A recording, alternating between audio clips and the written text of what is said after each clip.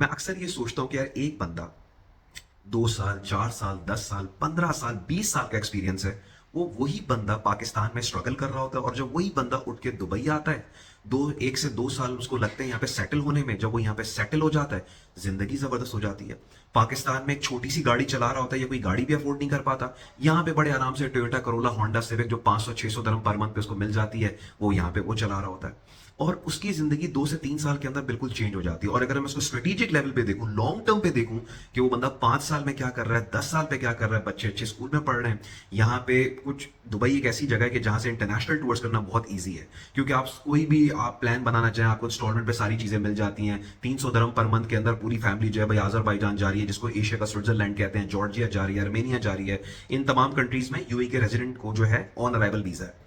तो लोग घूमते फिरते हैं, उनके पास एक गाड़ी आ जाती है। अगर आपके पास दुबई के अंदर है, तो आप बाय रोड जो है सऊदीया, कतर, ओमान, बहरीन, कोयत जा सकते हैं। बाय रोड आप उमरा करने जा सकते हैं। लोग लॉन्ग ड्राइव पे उमरा कर रहे होते हैं। तो मैं देख रहा होता हूँ यही बंदा पाकिस्तान में 40-50 हजार रुपए पे स्ट्रगल कर रहा था, आज यहाँ पे 4-5 हजार दरम कमा रहा है।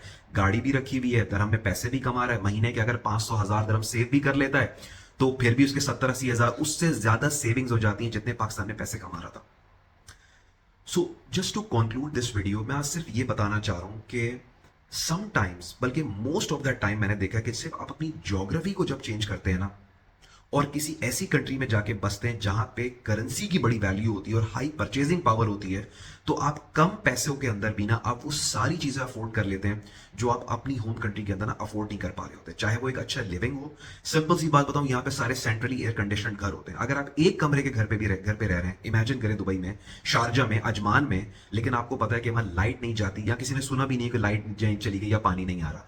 वो सेंट्रली एयर कंडीशन है, विच मीन्स कि आपका जो किचन है जहां पे हमारी खातन खाना पकाती है, वहां पे भी वो भी सेंट्रल एयर कंडीशनड है। आपकी नीचे सस्ती तरीन गाड़ी भी आपकी यहाँ पे करोला या आपको होंडा सिविक आप चला रहे हैं। यहाँ पे पेट्रोल, दुनिया का सस्ता पेट्रोल यहाँ पे, दुनिया की सबसे सस्ती गाड़ियां यहाँ पे हैं। आपका जब दिल चाह आपने गाड़ी निकाली, आपका दिल चाह रहा कोई पहाड़ों पे घूमने का, हिल स्टेशन, या हिल स्टेशन तो बोलना वो हो जाएगा, लेकिन वो जो अलग जगह पे जाने का, वैलीज में जाने का, फुजैरा साइड पे चले गए, हत्ता उमान चले गए, खुरफकान चले गए, इस तरह की चीजें भी बहुत है। घूमना फिरना तो वैसे ही यहाँ पे बहुत होता है।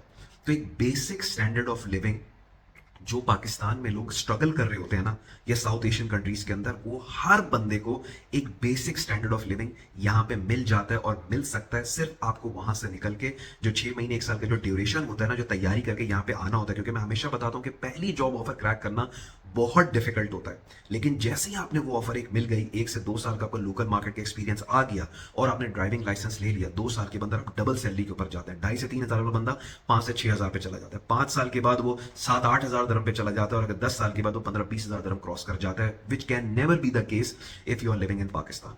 तो अगर आपके बेसिक स्टैंडर्ड ऑफ लिविंग, आपकी जो बेसिक एक इंसान के ड्रीम्स होते हैं कि यार मैं ये फुलफिल करूं, तो अगर आपके वो अपनी बेस कंट्री में फुलफिल नहीं हो रहे ना, तो आप लाजमी दुबई को एक्सप्लोर करें।